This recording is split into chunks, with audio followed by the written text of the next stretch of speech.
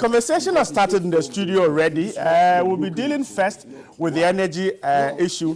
My guest this morning, he's a member of parliament for the Damongu constituency, a member of the NEC, Honorable Adam Mutawakilu is here. Good morning. Good morning. Hope you're doing great. I'm great. Thanks for joining us. Pius Edinam Haji is a deputy minister of information and he's here too. Good morning. Right. Hope you're doing great. Yes, but the proper rendition of my name is Pius Enam Hajide. Hajide. That's right. Great. Thanks so much for the correction. Hajide. You need to eat some more okra. To be able to pronounce Hajide. That's right. That's it. I am grateful. He's a deputy minister of information. We'll talk a lot about energy. We'll talk about, he has a story here, a minister cleared in the visa scandal. That's on the Daily Guide this morning. We'll take a look at it. Power to stabilize in 10 days. That's the story. And then Ghana faces catastrophe. 70,000 PET bottles produced monthly. 1 billion accrued sits unused. The photograph is scary if you have a copy of the Daily Graphic. Bank of Ghana asked for 700 million cedis to clean up microfinance industry and power outages due to shutdown of a Twabo gas plant. That's the ministry's big one yesterday at the press conference. The Times carries the Bank of Ghana story on microfinance sector. We're told is to clean up, protect depositors' investment. And then the power outage is also here. It will be over soon. That's the one on the Times. Accra to face water crisis also there. The Finder says it will be over in 12 days. Ghana Gas tie in with WAPCO pipelines causing power outages. Bank of Ghana maintains policy rate of 16% and enforced ban on Okada business. Occupy Ghana. First, let's take a look at the power situation. The Finder says that in 12 days, the Ghana National Gas Company is optimistic that power supply in the country will stabilize within the next 12 days. This is because it is expected that a tie-in of pipelines from the western part of the country to the eastern part will be completed by that time. Ghana Gas is supervising the connection of pipelines of its Twabo gas processing plant in the western region to that of the West Africa Gas Pipeline Company Limited, WAPCO, to transport gas to Tema for power generation. So yesterday at the press conference, the chief executive, Dr. Ben Asante, was hopeful that the situation would normalize within the stipulated time period. He said 10 to 12 days are needed for effective interconnection with WAPCO, explaining that the tie-in is not just a matter of connecting two pieces of pipes, but a lot of work needed to be done. Right under that story, Dumso is back, published load shedding timetable. That's the African Center for Energy Policy. Its executive director, Ben Boachi, said publishing a load shedding timetable will help Ghanaians plan their lives. That's the story. Pius, 12 days, that's how long we'll have to wait. ASAP says, give us a load shedding timetable. They are not asking for too much. Thank you very much, my brother, and good morning to you and to my senior colleague here and to the cherished viewers of TV3 this morning. Please indulge me a moment of your time. Let me again reiterate the announcement that tomorrow, inshallah, His Excellency the Vice President of the Republic and Chair of the Economic Management Team will be engaging with the people of Ghana at a town hall meeting to indicate to them the work that has been happening, our progress, our status, and our future at 10 o'clock in the morning at the College of Physicians and Surgeons. And stakeholders have been invited. The ordinary Ghanaian is also encouraged to participate, but you need to, for purposes of crowd control and so on and so forth, pick up some kind of invitation. Card, okay. An entrance card at the Ministry of Information. We expect that all these issues, germane issues that affect our daily lives, the bread and butter issues that we all require or seek solutions to, will be addressed tomorrow by His Excellency the Vice President. Okay, so if we have time at the tail end of it, we'll spend some 10 minutes on that. Okay. On what we're expecting him to tell us. All right. Okay. Okay.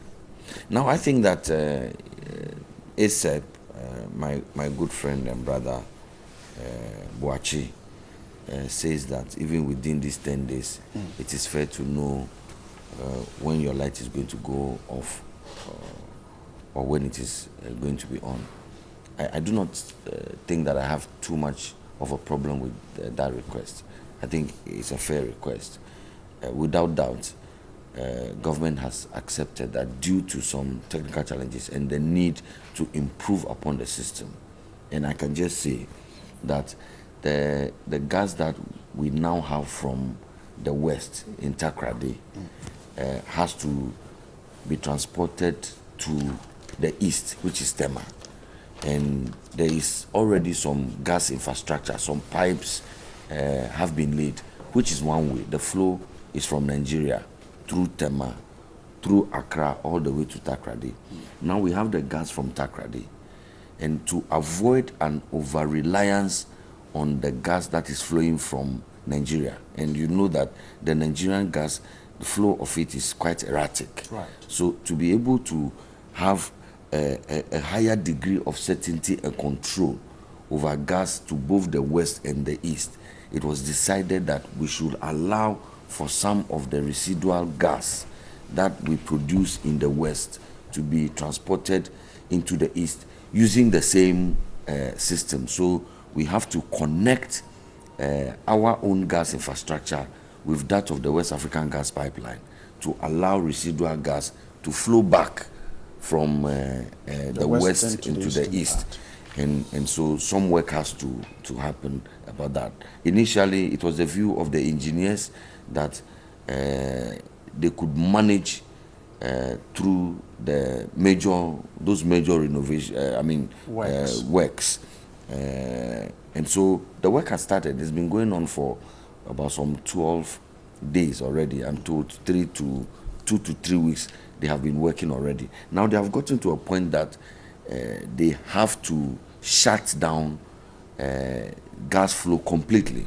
And so Abuazi has been effectively cut out because they have to depressurize the system and let out any flammable gas from within the system so that they can be able to do the kind of work that they have to do.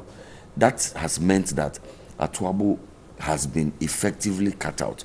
As of Saturday, entering into Sunday, Atuabo was effectively cut out. Of course, that meant that there was some reduction in the supply of power, or in the generation of power, and therefore the supply of power. That is what has led to some challenges that we have witnessed here and there. Yesterday, at the ministry's press engagement, it was made clear that this is purely a technical matter. And we have to do this because, my brother, we are told that Ghana loses about $400,000 every day that we have to postpone this work. $400,000. And so we have to take the bull by the horn. For a week, for 10 days, for 12 days, we may be inconvenienced. But if you focused on the larger picture, the general good, the fact that this is a system that is going to give us some more higher reliability and certainty, more stronger control of gas supply both to the west and to the east. Again, bearing in mind that we are taking these steps to avoid the payment of such gargantuan amounts of monies that can be spent on other things. If you focused on the bigger picture, you would notice that, well, a 10-day, 12-day light out experience is quite undesirable, but maybe it is a little price to pay so that our collective future can be guaranteed. But I can understand, and that is why the ministry yesterday put it out clearly that even though this is not the doomsaw in the strict sense of the word, and if I'm talking about doomsaw, I am talking about a sustained and programmed power outage, which results largely out of failure to manage the economy and the system. I'm talking here about competence. Okay. That is our knowledge of doomsaw.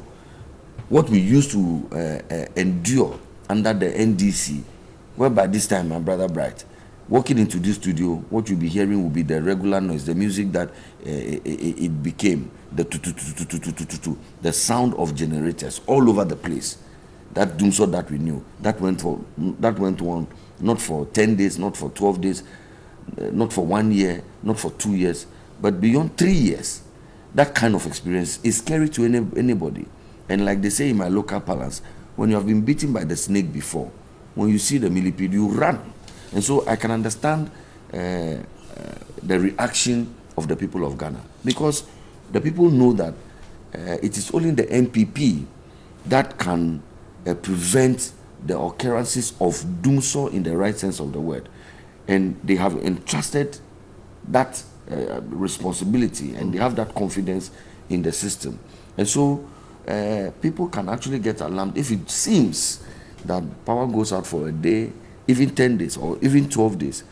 People get alarmed and say, well, I mean, that is our last resort. And if we are having these challenges, even with our last resort, then there are problems. But the assurance is that this the situation that we are confronted with is not as a result of financial incapacity. Exactly, I'm coming there because some have said that if government had money, we could have done this tie-in and still be able to produce enough to supply Ghana.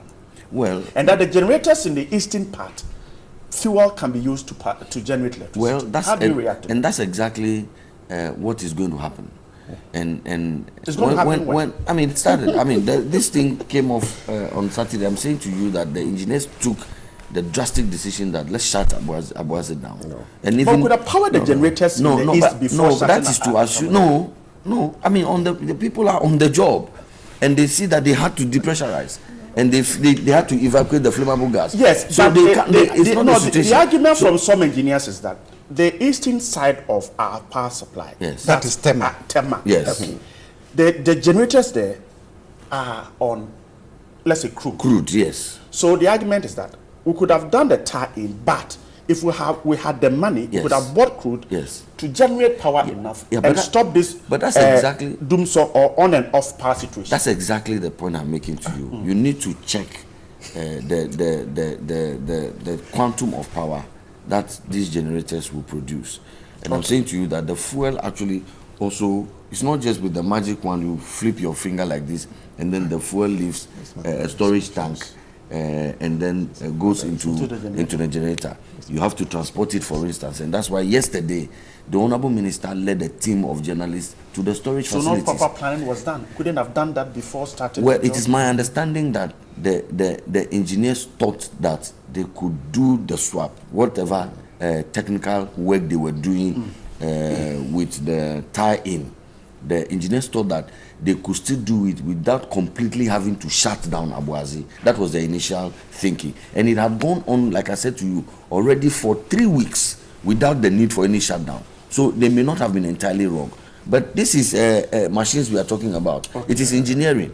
Along the line, in the middle of their work, they decided that at this point, we needed to completely depressurize, and so they cut it out at that point. So at that point, it became emergency, and we lost some power generation. Now, the assurance is that even before the 12 days terminates, by which time we'll have a complete resolution to the technical matters in Takoradi. Now, we are going to provide the fuel to Asogli, for instance, to KTTP that uses. Asogli don't take any other fuel apart from gas. It's a single fuel plant. Well, okay. So the HFO. It's only gas. Well, but I'm saying that there is the KTTP, and then there's also the car power. Right. And I'm saying that they are the fuel. The minister took the media through it. There's the diesel for the machines that use diesel. There is also the HFO for the machines that use HFO. And I think that in all, we are looking at, I think Asogli produces about some 120 megawatts and so on and so forth. All these ones are being looked at, and there's rapid response to be able to deal with these matters. Even whilst we wait for the 12 days total resolution. So for you, There is no doomsday, there's no financial crisis in the energy sector. It is just a technical, a tie-in situation we have. But I want Mutawakili. But it would not be fair to say that there is no doomsday, as it were. When Is there doomsday? when there's a situation and we don't No, like Pius, we don't is- like to Pius, do this. is there doomsday? But I'm saying to you that we have a challenge. So we have What challenge do we have? That's what I've just explained Is to there you. That doomsday challenge? no, if you say what is the definition when the light goes out, When you take my light off, let's say from 6 a.m. to 6 p.m. Yes. and restore it 7 p.m. to the next day, it goes off. It is doomsday. yes, for 2 Because days, we for lack 2 days, enough for 3 generation. days, for 2 days, for 3 days, we can, if that is the characterization. But I'm saying to you that our knowledge, our experience, the doomsday that we lived, this is not doomsday. Okay, that's That's your okay. interpretation. I'm grateful. So, Honorable Mutawakili, this is a situation. It's just a tie-in that we're causing this. Yeah, I would have liked to recap small, then we now look at it. You know, we had Dumso under President Mama. Who admit that? Because there was generation shortage, there was a liquidity problem because of the legacy debt. Wow, Let me come. this is revealing. And there was domestic production of gas were depending on Nigerian gas. So as a leader, there were certain decisions one had to take. One, to increase the installed capacity. As a result, in 2009, we inherited 1,810 megawatts. And by 2016, we had 4,137.5 megawatts. Enough to generate power. Two, we realized that there is a need to depend on our domestic gas so that we don't depend on Nigeria, where there was a disruption of the gas and we're plunged into total darkness. Then the Atuabo gas plant was set up to ensure that we process the Jubilee gas that is coming in. In 2014, President Mama signed a 7 billion package with ENI, with well-backed support, so that we can exploit the OTCB field to add more domestic gas, so that we'll be self-reliant. That is the second decision. The third one was the liquidity issue, because of challenges of debt Getting money to buy and crude. the inability of the state-owned enterprises in the power sector, be it VRA, ECG, Gridco, Netco. We needed to get rid of this legacy debt. And when I talk of legacy debt, they are debt from 92. The President Mama brought in what we call the energy sector levy in 2015, December, for us to pass so that we'll be able to raise enough revenue to clear off this debt so that these state-owned enterprises will be able to function. They should be able to buy their own fuel. They should be able to pay for the gas that they consume, because Ghana Gas must be paid for the gas consumed. OTCP must be paid for the gas consumed. So the ESLA was passed. It was clear. The MPP said it was a nuisance tax, and that when they come, they will scrap it. Meanwhile, this act had a sunset clause of 5 years, meaning that the $2.4 billion debt that we had, within 5 years, we should be able to clear it. Because subsequent years indicate that we raise about 3 billion Ghana cedis every year from the ESLA. So that was it. So you realize that be it generation, be it fuel to power, be it liquidity to make the enterprises strong, President Mama had set all these things right. And 2016 December, NPP was voted into power. The president came in and decided that he will use that bond, extend it from the 5 years to 15 years, and use it to clear the $2.4 billion. But let me tell you, the finances of these state-owned enterprises is worse off. Gridco. Gridco made a BGS. profit under President Yeah. Mama in 2016 of $69 million Ghana cedis. As we speak, last year, 108 loss. In 2017, 31 million Ghana cedis loss. So irrespective of this money that pot of money that was handed into Nana Akufo-Addo, State-owned enterprises are getting worse off too. ECG, under President Mahama in 2016, recorded a profit of 725 million Ghana cedis. In 2017, under Nana Addo, 521 million Ghana cedis loss. 2018, 2 billion loss. How? What sort of government is Nana Addo running? You have money to inject to clean this agency. You've gone for a bond of 4.8 billion Ghana cedis. And still the state-owned enterprises are in their bad shape. I understand, because some of the money, about 600 million Ghana cedis of the ESLA money, was used to pay pension arrears. Now, the distressed nature of these enterprises have a reflection on what we are experiencing today. So there's a financial crisis in the sector? Clearly financial. Now, let me come. In July, the minority raised a concern that we are in doomsday because the financial position of these state-owned enterprises wasn't good. The minister came and said, no, for their time is doomsday, and the NDC is doomcry, and they are promising us within the shortest possible time, the power sector will be stable. That was in November. He later came and apologized for his utterances. We have accepted. Not long, there have been consistent outages. And I have kept records, and I can produce them. From November to end of February, about 72. When I say outages, not just one spot. Large areas. They are not technical challenges. They are not. Why are they not? Let me come. The pylons are... Let me tell you. Gridco, do you know that in 2018, they didn't do regular repairs and maintenance? 2018, no regular repairs and maintenance because no money. So if you have transmission lines, you don't do regular repairs and maintenance, you will have trips. When you have the trips, it looks technical, but it is there. It is because you didn't have money to maintain them. Let me tell you, because of the poor nature of the financial position of Gridco, AFD had to suspend the disbursement of a loan of $163 million. These are facts. But this is a workshop we had with Gridco. We'll cross-check. Well, I'm coming. You wait. When you were talking, I didn't interfere. The lecture has little relevance on the matter. Please, I'm building up a case. Okay.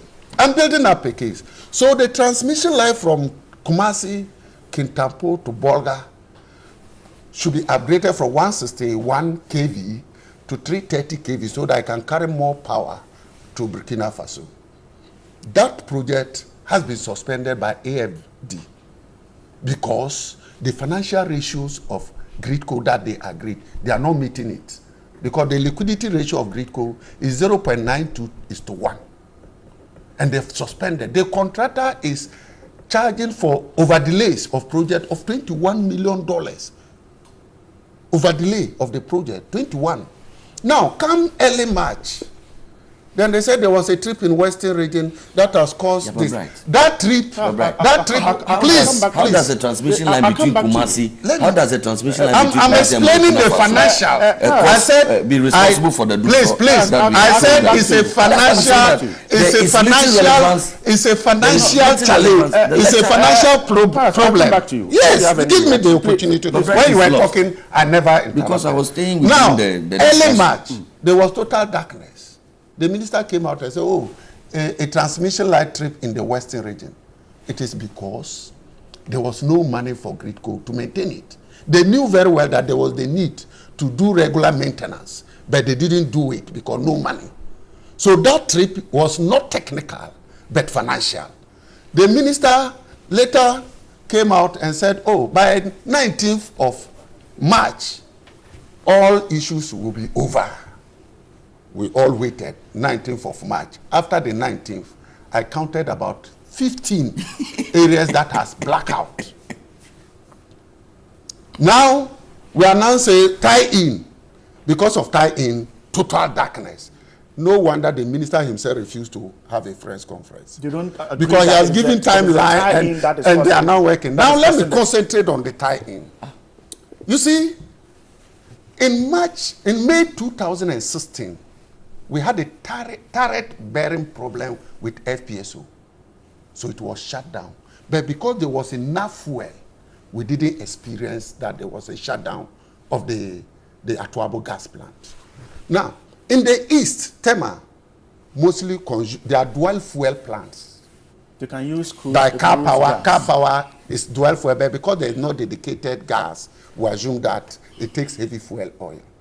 And it is required that it should be generating 450 megawatts. It's generating 161 megawatts. And that is because of what? No fuel. No fuel.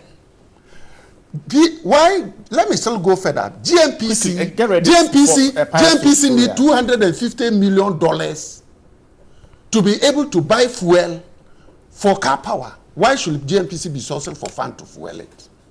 It is, the document is still in Parliament.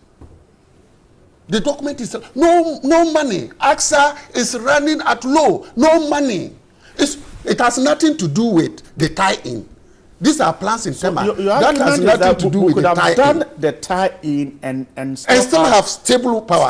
Two, if you go to the western side, most of the plants, with the exception of Ameri, all the other plants are dual fuel.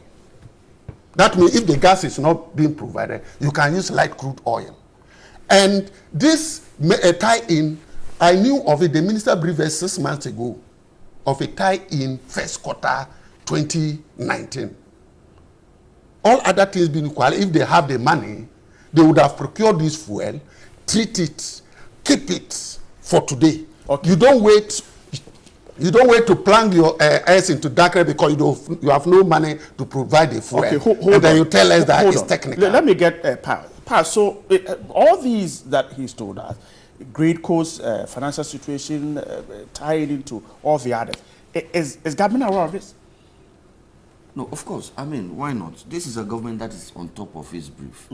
But I made the point, and I want to reiterate, that I concede that Honorable Mutawakilu has done some work in the energy sector and has some information.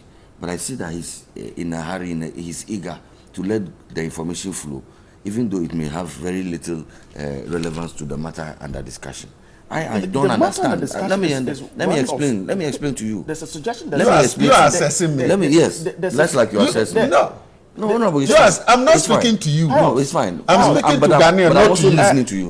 But no, there's a suggestion there's a financial crisis. There are financial challenges. Let me finish. Okay, go ahead. I am saying to you that the upgrade of a transmission system between Kumasi and Burkina, that has been postponed for whatever reason. I can get into the discussion about because no money. Oh, please. No money. I'm saying that I can get into the merit of that discussion even later.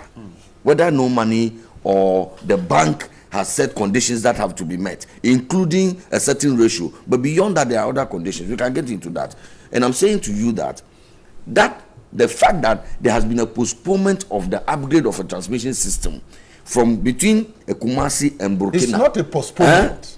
It's lack of disbursement. Honorable. You allow him. I'll come back to you. Yes, postponement. That would be good. That is why the contractor is asking for delays. Otherwise, the contractor will be asking for something else but delay because it's postponement. So we're paying for the delay. I'm saying that he's asking for the delay. I'm saying to you that does not explain away why we have Dumso today. So that addition is quite that because there's no money, it is resulting in these technical challenges. If you keep interrupting me, I cannot make the point I want to make to you because in any case, it is not the money that should have gone to Gridco for the upgrade of their transmission system that is used to buy fuel. There are two separate arguments. Right. And that's why I'm saying that we need to give information that is relevant to the discussion.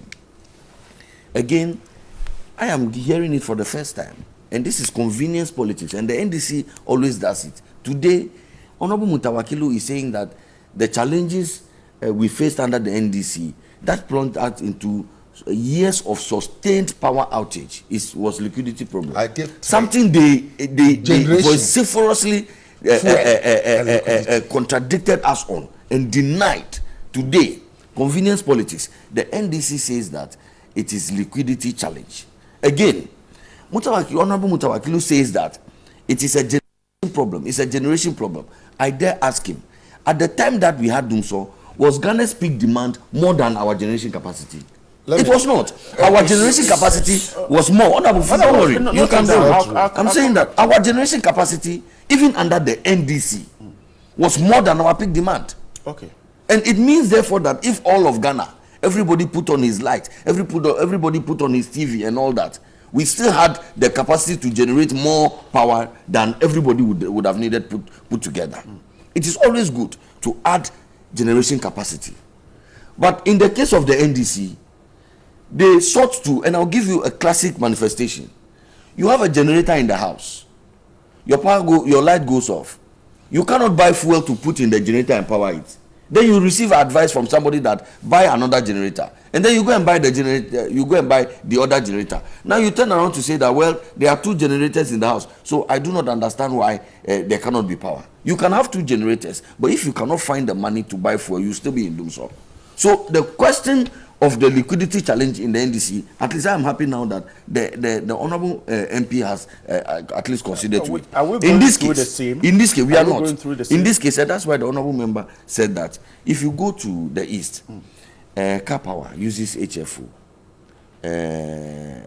It's supposed to generate 450 and light megawatts. and gas. And gas. It But can't there's use no gas dedicated because gas HFO. now. Now, what I'm saying that the HFO. Yes. But if you use HFO, honestly, the cost of production is higher than if you use gas. So ordinarily, if there is no emergency, you will rely on the gas plants than to rely on the diesel or the HFO engines, because they cost more money. So in planning, if I were even the minister, and I believe that if Honorable Mutawakilu was a minister, the first preference would have been to run on gas. So if there's a problem with the gas, you mean in this situation? no, I'm saying that ordinarily, and that is why Car Power may have the capacity to produce 240, 420, but they are producing some less than 200. Is it not because of but I'm money? saying to you that it's because I'm saying to you that it's because at the time it made more sense to get power from the engines that use gas. And so when we have a problem with the engines that use gas, you now have to push Car Power to its maximum generation. But I'm saying that does not happen with the stroke of a pen. And that's why yesterday the minister took us. Could we not have done that? No, that's what I'm saying to you that. No, that is why. Situation of 12 that is why. Looking at the cost to businesses, could we not have yes, done that is what the minister took us yesterday to inspect the fuel and said that they were going to ramp up any production at Car Power, and they were going to ramp up production. Absolutely.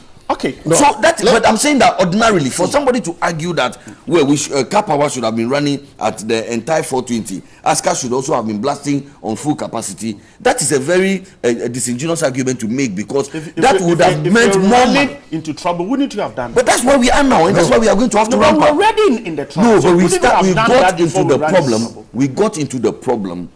Technical failure, emergencies, and that's not. It is. It's not. Listen to me. It is. It's not. It is. Honorable Mutawakilu said that. Let's be fair to the fact. It is an emergency. The engineers working on the job. Please listen to me. Honorable Mutawakilu told us that this tie-in, Parliament was briefed 6 months ago. Could we not have ramped up production at Car Power and the others before this time? Not necessarily, because we could have done this without, according to the engineers, without the situation that we are in. And that's why I'm saying to you that work has been happening there already for 3 weeks. Okay. Why haven't we had a shutdown? It is just that along the line, something went out of their regular programming. Okay. And that's what the minister said. So let me finish making the point about debt and so on and so forth.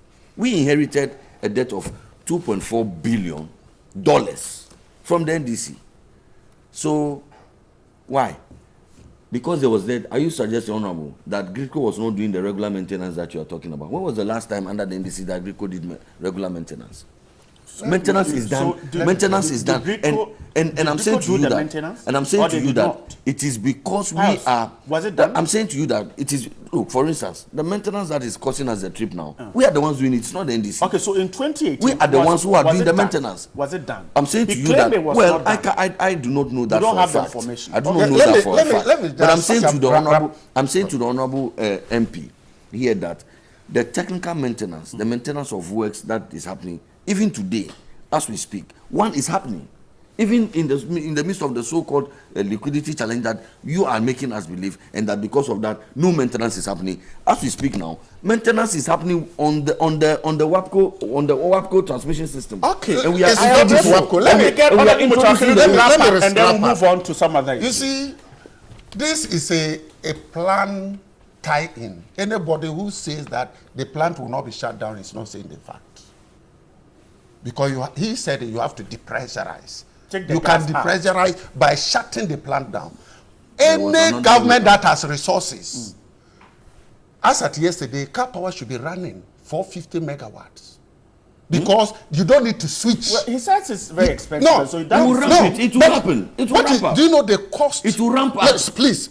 It's not ramping up. It's not gas. It will go it's up. not gas you ramp up. No. I'm saying that. It's gas I'm you talking ramp up, about not the quantity. fuel. I'm talking about the quantity of energy. Do you know the economic cost? Do you know the economic cost of lights out yesterday?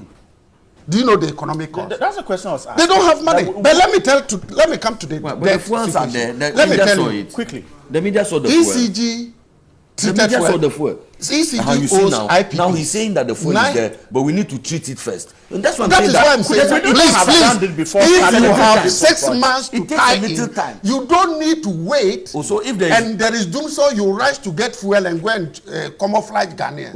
But let me tell you, NDC took a decision by bringing ESLA because of challenges. You have a debt of 2.4. Do you know the debt you have incurred from 2017? $2 billion. This debt is from 92 to 2006. Within legacy debt, 2 years. What 2 years, you've incurred $2 billion. From what? By next year, you overtake the 2.4. But you see, what is worrying also? The president was in USA. The president, I can give you the figures. Let me provide. IPP is 900 million. Okay, government owed Rico $171 million. Okay, now, yesterday, the president was in USA. I'm a mathematician, please. I taught elective maths a lot. Yesterday in US, the president was there telling the people of US that, oh, there's no doomsday in Ghana. No, that's not true. And that he has paid half of the debt that was left. This president is not serious. So was he not briefed that we are in crisis? And the minister has announced that for the next 12 days, we'll be having load shedding. And the president... It's a technical challenge. It is not. It is not. It's financial. And you see, right. If you have President Mama setting up ESLA to settle the debt, there's something we used to do. You had come to incur $2 billion within 2 years. And you were there talking of, oh, there was a debt of 2.4. You had come to settle part of it. But you did not talk up about what you have incurred, the $2 billion. Is it not true that he's paid half of that is the element of hypocrisy. Is it not true that he's cleaning your mess? Please. Okay. It is not. You haven't done enough of the energy issues. I'm saying that it's not true. Let me carry more mess than before. Pause.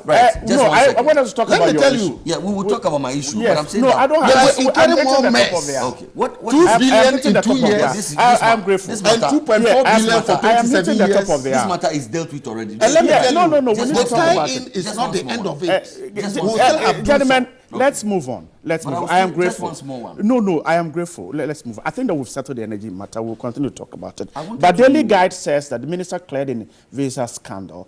Pius Enam Hajide, the former Deputy Minister of Youth and Sports, who is now Deputy Minister for Information, has been cleared of impropriety in the visa scandal that rocked Commonwealth Games, Gold Coast, Australia, 2018. The subject that assumed an expected partisan touch, found by the NDC and the Deputy Minister a swift suspension from the President and the his statement following a positive outcome of the CID probe into the subject. Not even the CID clearance satisfied the NDC, who questioned its integrity and continued to bay for the Deputy Minister's blood, as it were. So the second exoneration here says that the Deputy Minister, in the contained relevant segment of the report of the Disciplinary Grievance Dispute Resolution Subcommittee submitted to the Ghana Olympic Committee Executive Board on 15 February 2019.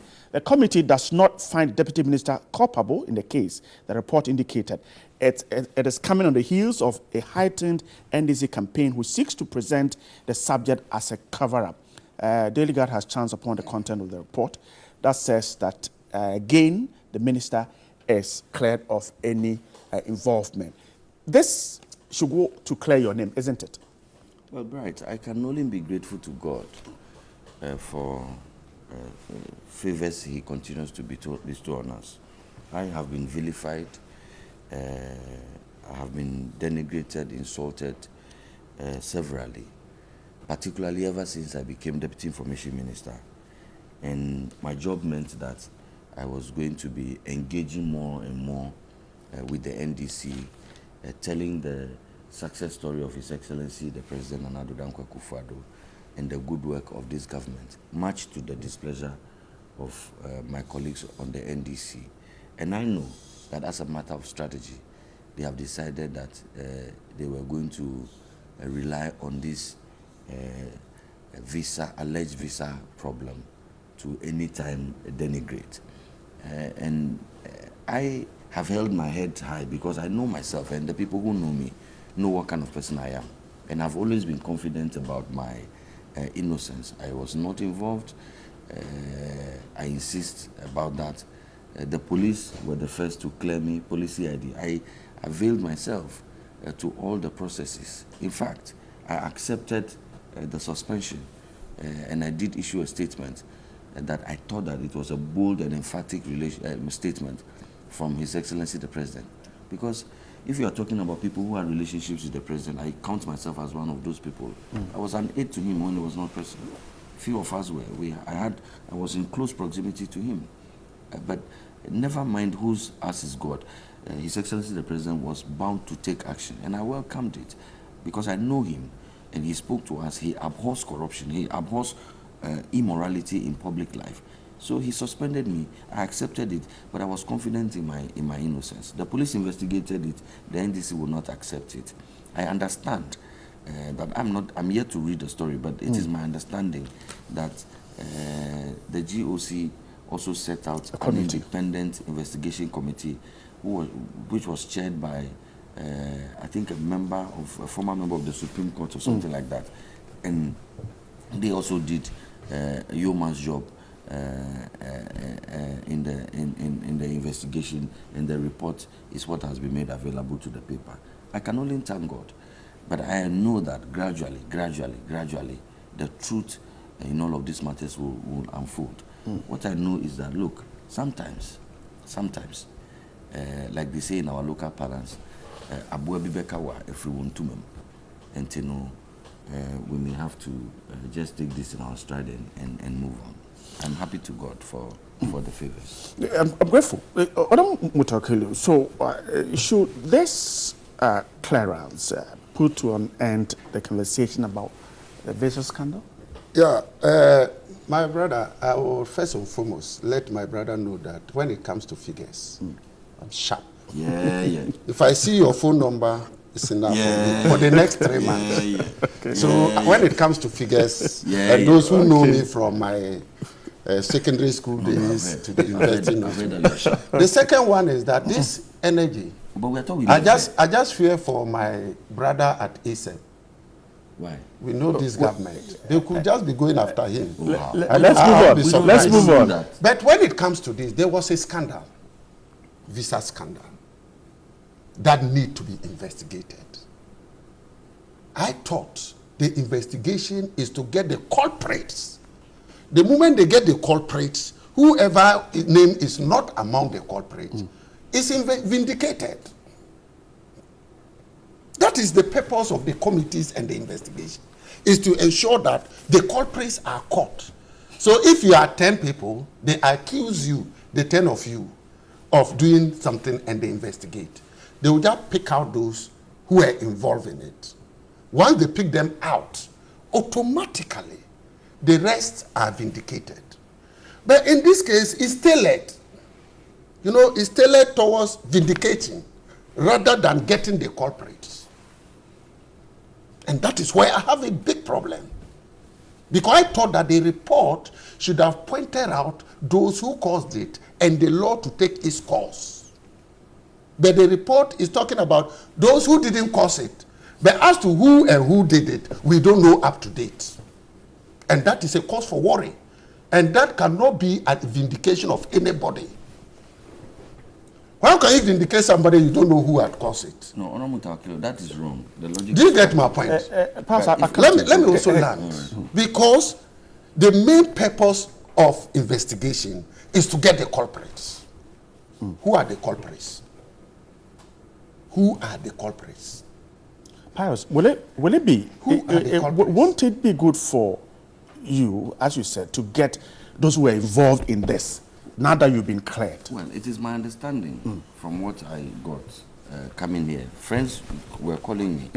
It's my understanding that the paper is suggesting that they will serialize the report that is available to them, and I hope that going forward some of this may come up. But I don't think that this is a fair position to take. It only smacks of that we should rather get those involved and not those who didn't do anything. I don't have a problem with that call. But to take it as a position and to advocate for it is not fair. It is like saying that we have said that the mobile phone is lost in the studio. And Honorable Mutawakilu, you have been directly accused of taking the mobile phone. And we have investigated and we searched you and we haven't found the mobile phone on you. So you're not. So it is wrong to say, by his logic, it is wrong to say that Honorable Mutawakilu didn't steal the phone because we have still not found the thief. So, but you were particularly and directly named that you did something wrong. So, as far as I'm concerned, I was being investigated. The allegation was on you. Was made against. No, but you allowed me. I'll come to you. So that's the logic. I don't have a problem with you saying that. Let us go beyond and find who stole the phone. But at least in the meantime, when work is being done on you, investigations have been conducted and it's been clear that you did not steal that phone. I think it's fair for at least people to be told that, well, Mr. Mutawakilu did not steal the phone. It does not mean that the other people who stole the phone cannot be sought. Okay. But to say that it is even wrong to say that Mutawakilu didn't steal the phone because we haven't still found the person who stole the phone, I think the logic is upside down. Let me come this way. You see, he was holding a position of leadership. And he could instruct anybody under his directives. It's not. No. Let me tell you. This is not energy or mathematics. You please allow. When you get the culprits will give you their stories, and their stories will vindicate you or implicate you. But if a phone is stolen, and I signal my friend that pick this phone, and my friend picked it. So you have stolen. And they searched me, they didn't find him. But they searched him, and he realized that, he said, oh, it was Honorable AA who asked me to pick it, and I thought it was his. I'm implicated. And that is why it is important to look for the culprit. There have been people who have been arrested and say they were contracted to do it. So the investigation will go deep to establish facts. But if you just search me and say, oh, the phone is not on you, you have indicated. Search this one. If I put it under my pillow and then stand up and you search. Okay. That is where we are. So the investigation should be the culprits. I'm grateful. Right. One small point. Yes. Honorable, the investigative bodies, and I just told you this one I'm told, were by senior people of the law. So if you are going to say that you suspect the kind of investigation or inquiry that was done, that's your business. But I'm saying to you that, as a matter of principle, when a specific charge is made against somebody, and the person is investigated for that charge, the And person the can person be is cleared. innocent. Okay. The person can But be cleared. do you To do you say concede that to finding say- the culprit? I don't have. I'm saying to you that will vindicate I you the don't more. have a problem. You look, there are concede. people. Look, there are, You concede I'm saying to you that finding the look, culprit as far will as the vindicate you NDC, the more. as far as the NDC is concerned, for want of a better expression, let the devil himself come and say that if there was something, I did it. Okay, let the devil. They will still say that. Even if They will still say that. they will say that you I'm did saying it. that they will say. You see what he I just am said? grateful. You say We have to wrap investigation up. is not about We have to wrap up. It's about vindication of people. I'm grateful, gentlemen. I am so grateful. My brother. Honorable Mutawakilu is MP for Damong. He is a member of the NDC. Pius Enam Hajide, Deputy Minister of Information. I am grateful for your time with us this morning. Stay with us.